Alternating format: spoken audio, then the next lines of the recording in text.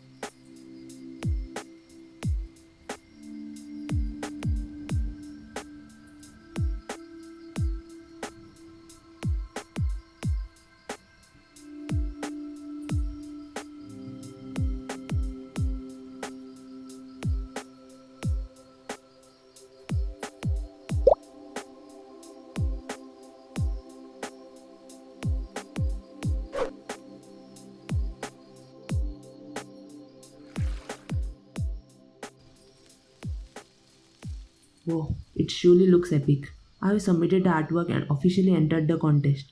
Now let's just hope for the best. Let me know your views about this artwork in the comments below. If you like this video, please give it a thumbs up and hit that subscribe button for more of such awesome content. Peace.